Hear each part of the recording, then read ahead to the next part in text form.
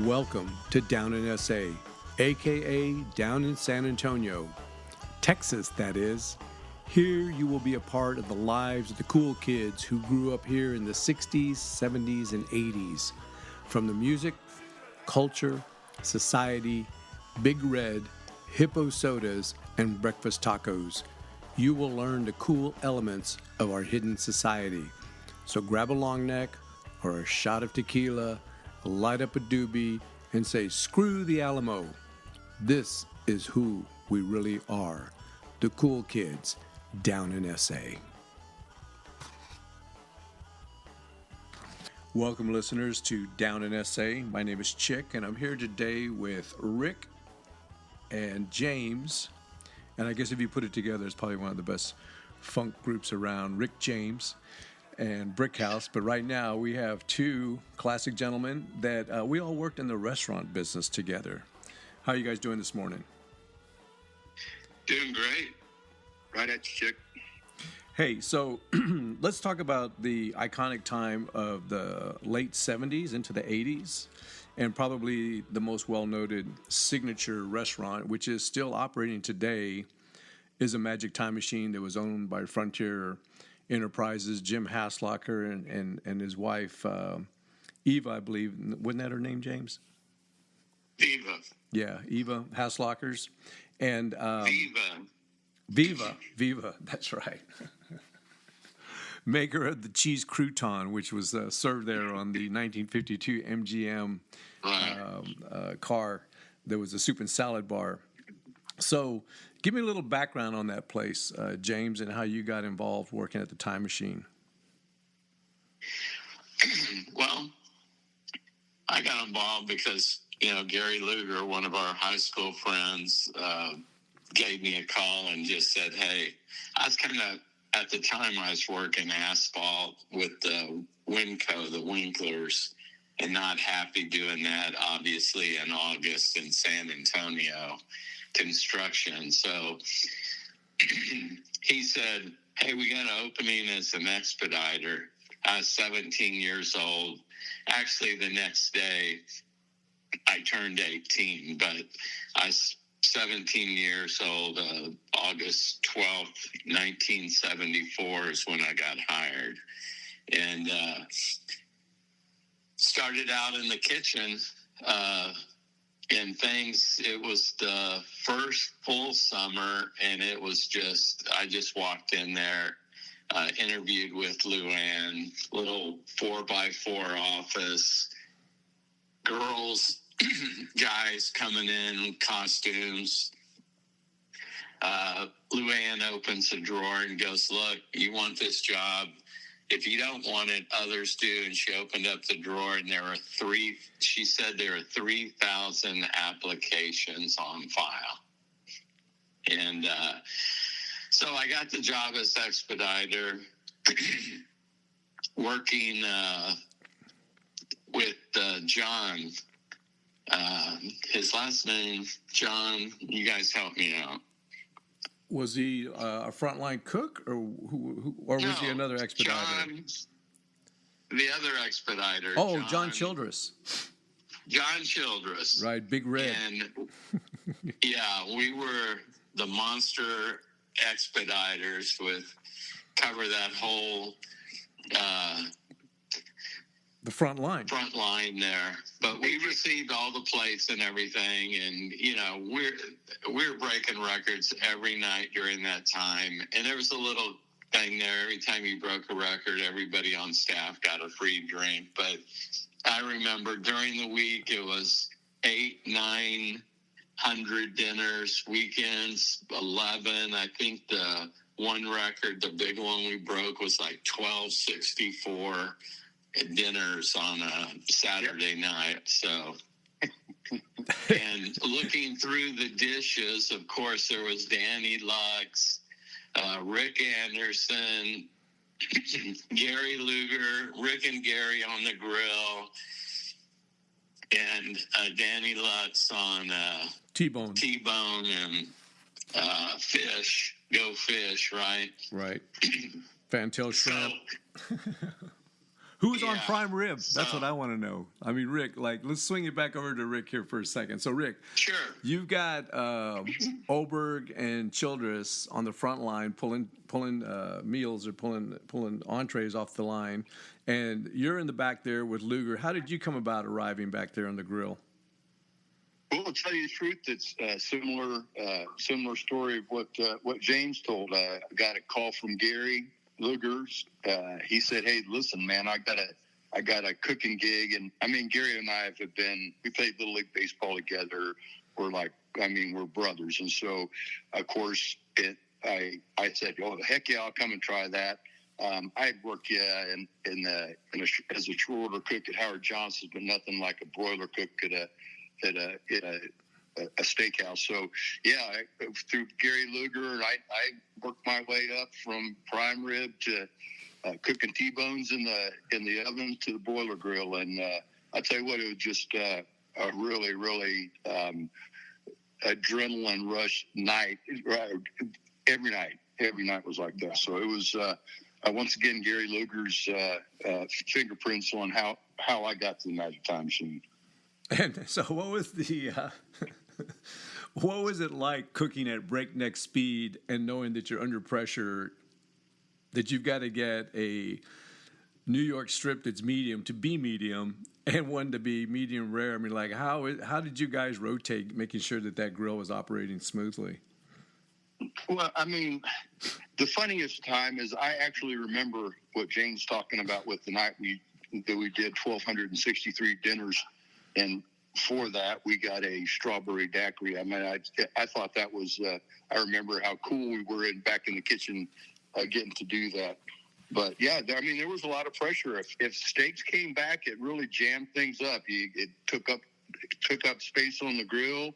It messed up orders. It screwed up the expediters because plate comes shooting in the middle that's nowhere on the line. It's supposed to go out. So, yeah, it really screws it up. So, I mean, every once in a while, I got a story. On that night, I had a order for a T-bone on the grill, and the waiter came back. I can't remember who the waiter was, but he said this lady wants the T-bone grilled 15 seconds on each side.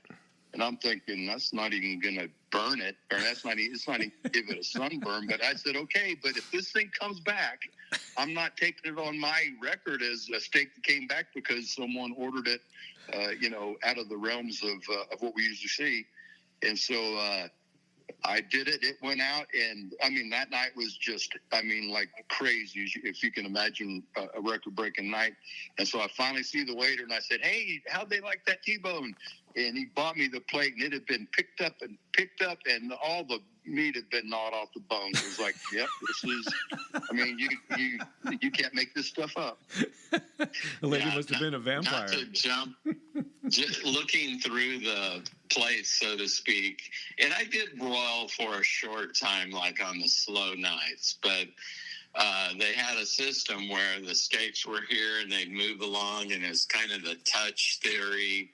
And they knew what was coming up. But Rick's right. I mean, if an expediter pulled the wrong steak, because they had the little steak markers on it, and when everything came up for that ticket, and they're all handwritten tickets. So there's your other thing. Everyone's writing like doctors or whatever. You got a prime rib here. You've got a club steak here. You've got fish. But on our side, if the same pressure as if we pulled the wrong steak, any mistake would throw off the rhythm and just not crash you, but it just throw off the rhythm. And when you're, I don't know what that place set, but it had 20 sections, so 85 tables. It sat 650 people. And, the turnover. So every hour you were probably serving 600 dinners. Well, that's not right. But about 200, about 250. Yeah, about 200. But because it was a little slower turn there because of the atmosphere. And then the other part, just real quick, then the expediters were kind of like, we had to take I'll just say it, the crap from I've talked about. We had these spoons to do vegetables. I don't know if Rick remembers this, but Gary had put them under the broiler where we did the T-bones and then slide it back over. And I'd grab that to do the vegetables, and it would just be white hot. I mean, he didn't care. So we had the shenanigans of the line cooks, which were, those were the big guys back there, right? Right. Playing air guitar. The music was up loud. You guys remember that. And just cranking. But then the expediters had all the servers on their back, all these girls with costumes and guys. They didn't have to mess with that, but we had that to deal with as well. But it was something else. Yeah, there was a lot of movement. I mean, let's go from there to the front of the house. So, James, you eventually evolved to be the devil, right? And you started waiting on tables. I came in, of course, with Gary. His mother had sent the signal out. Gary was real good about recruiting all of us in the time machine. I mean, I think Wilbur Morgan worked there. Tim Morris worked there. Joni Wenzel worked there. Rich Delgado. Yeah. Just a lot of Roosevelt people, some people from Mac. They went for the youth. And the best thing about that time period is, like, in Texas, if you were 18, you could serve and drink liquor. And then, like, as the years went on, it flipped over to 21, and we were all turning 21. So we never really broke a rhythm as far as when we could not drink. We were always able to drink continuously, through our youth. But when we go to the front of the house, how did you leave being the expediter to being a waiter and perhaps a busboy early on? But give me your experiences about the front of the house. Like, how was that operating? What were some of the unique things about it? Well,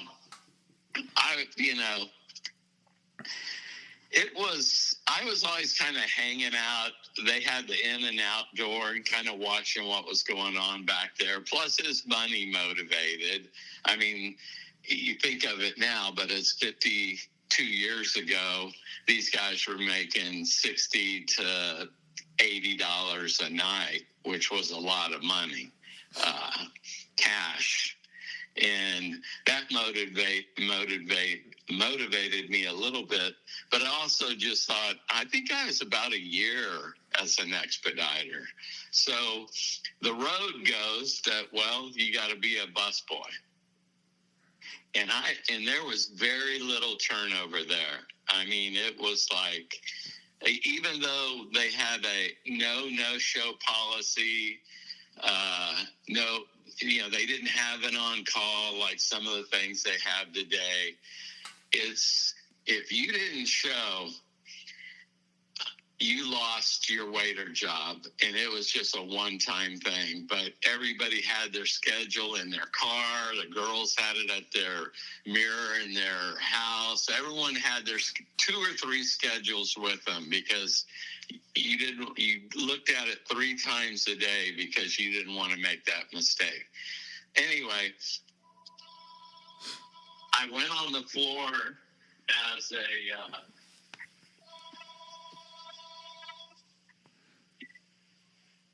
a receptionist? As a busboy. So I was a busboy, for about a year and a half, I think, because there was none of those waiters left, It was great money and no one left. And the only way you got moved up is somebody left.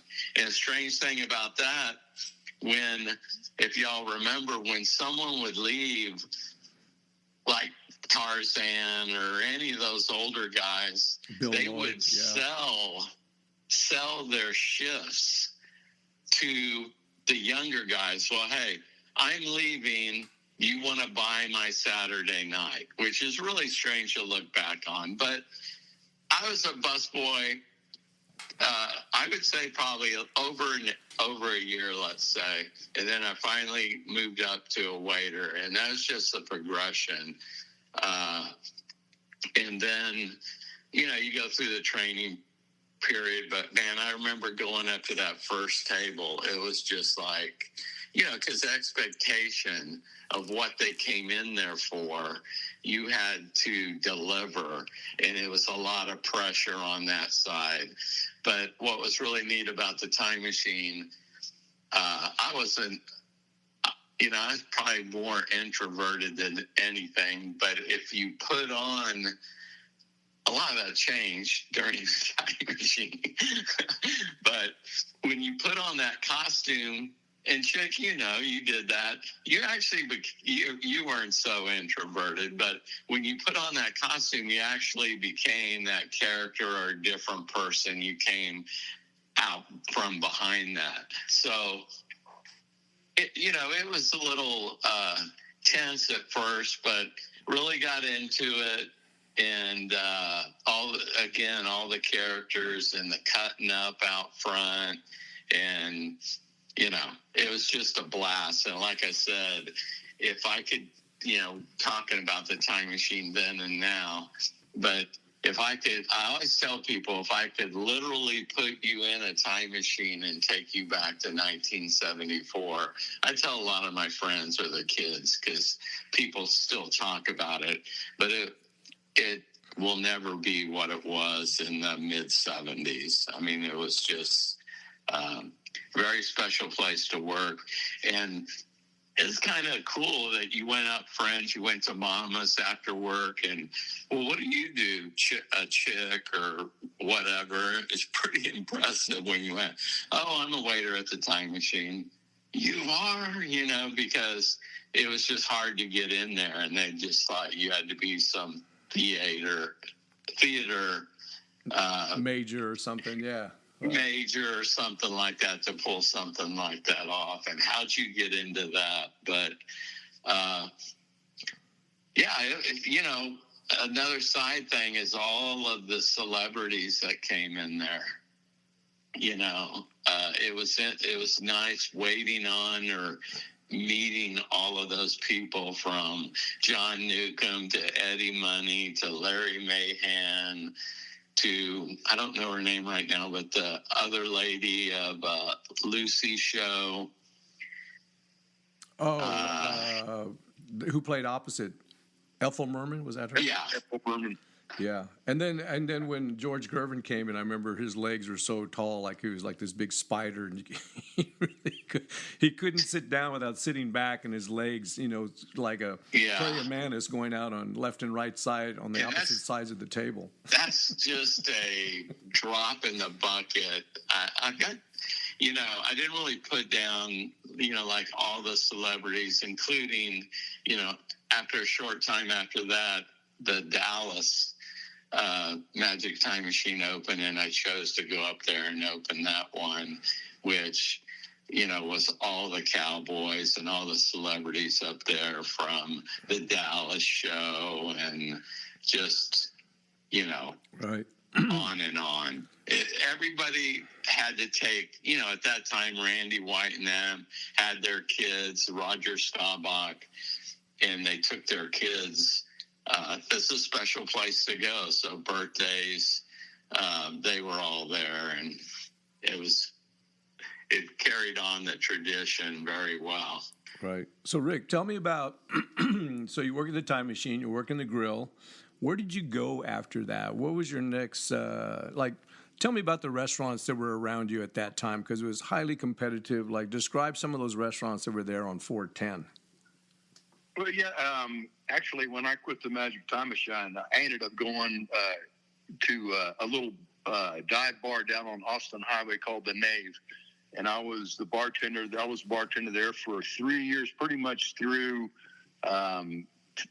like my sophomore and junior year at UTSA, and then I finally ended up over at Gallagher's out there by. On Walsham, and served prime rib, and worked there as a waiter. And then from that Gallagher's job, that's where I joined the Air Force in 1980 and made the Air Force career. So I was a bartender at the Nave, world famous Nave, and then later at Gallagher's, where Scott Byers was another one of the waiters there, and of course Black Rose and John David Martinez played there, and yeah, that was pretty good. So, hey, if I could ask Rick, I think it's a good question. Why did you leave the time machine? What was your exit? I think it was probably burnout. I mean, when you work those kind, I mean, even the slowest day is not. I mean, it was a lot of pressure. I mean, and I think the thing that probably kept me there as long as it did was the friends and the camaraderie, because I knew that, you know, a certain combination of guys behind the line could handle anything.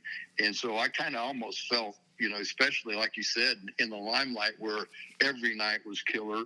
I kept working there, but I mean, finally I just said, I can't keep doing this. And so, yeah, I just burned out and fizzled out and ended up going to a cush job where you sold 25-cent drinks to women. So yeah, and probably the money at the Nave, because we were hourly. I don't remember what it was, but it was probably $4.50 an hour. Cooks were probably $5. Oh God, I don't even remember making that much. But I think the most I ever made as a cook was like $3.79. Yeah, and then going to bartending was more like you know, front of the house money. You'd make.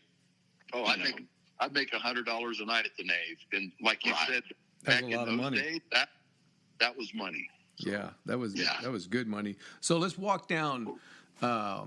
Let's go from 35 north, going 410 west. And during that time period, as we're driving down, we pass Paramvidal, and on the left side is Last National Bank. This is when the disco era was at its peak. There was the Last National Bank. On the right side, as you're going past Caddy Corner from them, was Burgundy Woods. You kept going down, and as you got right near Nacogdoches, that was the run of like a lot of eclectic restaurants. And I mean to say that because it wasn't Tex-Mex and it wasn't barbecue. It was a quarter deck, which is where Bert Christensen, a few people worked. That was like a mostly specialty seafood, the quarter deck. And then there was a Crystal Baking Company, which was kind of like for an older group, more like, you know, let's wear really nice. Well, everyone at that time actually wore nice clothes. And then there was Yesterday's, which I thought was really unique because it looked like some type of a modern log cabin mountain style restaurant. And that was right across from the time machine. What I have is, I have a little list here on what I could do I could go down. I have not really what's called low end and then the others, and I can just go through these real quick, and then we could comment on any of them. Go ahead. You know, you want me to do that real quick? Yeah, totally. Well, yeah, because I started thinking last night, and I got little notes by him, but, you know, it's a lot of things came up, but on the lower end, you know, Taco Bell came out at 29-cent tacos. Bill Miller's was the fried chicken and sweet tea. First Mate, Jack in the Box, 29-cent tacos for two. The places we always went after a game, either McDonald's on Austin Highway, Shakey's on Austin Highway. The guys playing the banjo on that. Mexiteria on Broadway. Tinks. Tacos, which it was another late night. And over there off Waltham Road, I just got in parentheses, wow, but Sambo's. Oh, yeah, a good old Sambo's, man. That was a national chain that eventually got sued and became Denny's. Things back to the pinups and the restrooms and the Magic Time Machine, how some of these things even got through. They never go through today. But Church's Chicken was just starting out. Bun and Barrel on Austin Highway. Black Cow on Broadway. Jim's After Hours. The Pig Stand. Whataburger. I remember the first time I went to Whataburger, you just went in through the line and they wrote your order on the bag and they slid the bag down. And by the time you got to pay, they put the food in that same bag, and then you just paid and left. But I have on the, say, the higher end, like Magic Time Machine, and I ask a lot of people, how, the time machine, whatever it is today, how many restaurants are there still open, like after 50 years? Magic Time Machine is coming on like 53. Sea Island is 60. Christie's on Broadway, Old San Francisco Steakhouse, Quarter Deck, Reed's Red Derby that had their acts like, there were many more I couldn't think of, acts like Ike and Tina Turner, Jimmy Vaughn and the Thunderbirds, Asleep at the Wheel. And another place we'd go after work was Mama's Backyard, the Curly Fries, great burgers, drinks, restaurant night on Thursday, discount. Then I had Crystal Banking Company, actually a class of 74. I think all of us went to that New Year's Eve dinner. There's about 20 of us that got dressed up and went there.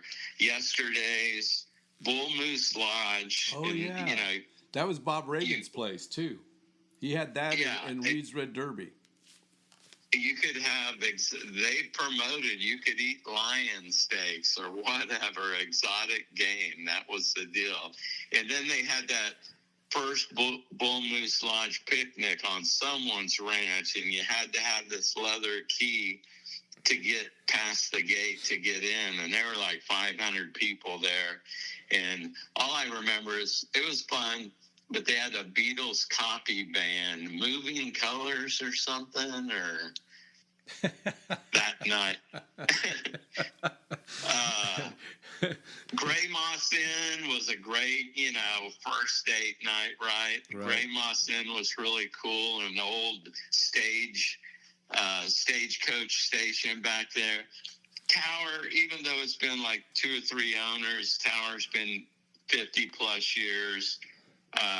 Steak and Ale, that's kind of Kinesiac, and some of the other restaurant Roosevelt guys kind of went that way. Gallagher's, I remember because Rick worked there, they were just known for their prime rib. Not to forget about the Barn Door. And here's one for you. TP Steakhouse on Austin Highway with the Indian on the horse out front. Hey, you know what?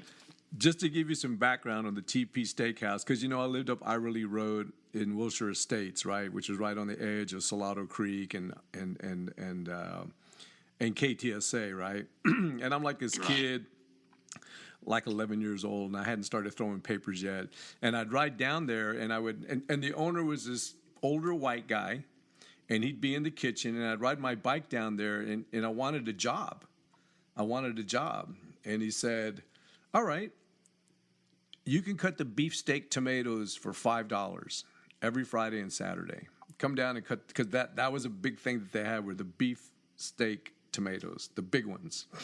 And so I was, I would like vanish from my house, ride my bike down there, and I'd cut, and for $5, so that was a Friday and a Saturday, it was like $10, which back then, of course, that's a lot of money when you're 11 years old and you're like in, the late 60s. And then finally my mom says, K. Charles, because my name wasn't Chick yet. K. Charles, like, where do you go between like 3 and 5:30? Like, you're never around the house, and Tim comes over and Randy comes over and Mike, and they're all looking for you. And I go, I don't know, he's gone somewhere. I thought he was with you guys. And I said, oh yeah, well, I got this job. It gets $5, and I go cut beefsteak tomatoes until I fill up these trays. And then, and my dad was the chef over at the University at the Incarnate Word for the Sisters of Charity, That's right? And my mom says, could you go down with K. Charles next time he goes down there, and let's see what this is all about. So my dad goes down there, and he talks to the guy, and then the guy says, I understand, Mr. Cruz, you're absolutely right, which, of course, at that time, that was basically child labor. Yeah, it was illegal to work in a food and beverage, even at that time period, maybe unless you were part of the family, to have somebody from the outside, because I could have gotten injured, could have cut my fingers off. Anything could have happened to me. So my dad said, sorry, but you're not going to be able to do that job, son. And I love the ambition that you went out there to find a job, and it was in a restaurant, and I think that's cool. But that's my first job ever in the food industry was at TP Steakhouse. Yeah, one that I didn't have on this list, but you're talking about first. Well, my grandmother had a restaurant in Salina, Kansas in the 50s. And, then we came along, but all I saw, she kept all like the green malt shakers. And she'd say, oh, this is from the restaurant. She kept a fan that it would sit on the counter, bolted on the counter, and you put a nickel in it and you turn it. I still have that fan. And it would run for, I don't know, for a nickel, probably a couple of hours or an hour while you're eating. But my first story is Bobby Odell lived across the street, and his dad had the Country Corners afterwards. But his first restaurants, he franchised a Youngbloods chicken. Oh, yeah. During Hemisphere. Yeah. So we were just like you two. I was 12. Bobby and I were 12 years old, and it was over there by all the hotels. Then is when you're coming out of San Antonio, but like the Howard Johnsons on I-35, but closer as you're going like to a Spurs game and get off that exit there. I don't know what it's called, but there was a HOA there, all the hotels, 2 or 3 hotels, HOA. So we had this chicken stand right in the middle of it. And for that summer, he said, hey, we worked there for, I don't know what it was, if it's $1 an hour, if it's even that. But he would leave from like 1 to 4. So Bobby and I were the only ones working that restaurant at 12 years old. Like a Church's Chicken, but as Youngbloods. And they had a lot of franchises back then. Not so many in San Antonio, but it was a national franchise. But it was like, kind of like all you can eat. We did fries, chicken, and shakes and drinks. And he just said, hey, y'all can eat whatever you want. So we were 12-year-old boys, right? And we would eat chicken. But that was my first restaurant experience. And it was kind of hectic, but it was fun. But I tell people, and they kind of do a head turn like 2 12-year-olds during Hemisphere running a restaurant alone. And that's like a major expo in the globe, in the world. People came from all over the world. So yeah, 2 12-year-olds. I mean, but that was just San Antonio cool, if you know what I'm talking about. So look, I'm going to stop us down here, gentlemen. Let's take a break. This ends part 1 of chatting with Rick and James, and we'll be back with part 2 in just a moment. Thank you for joining us.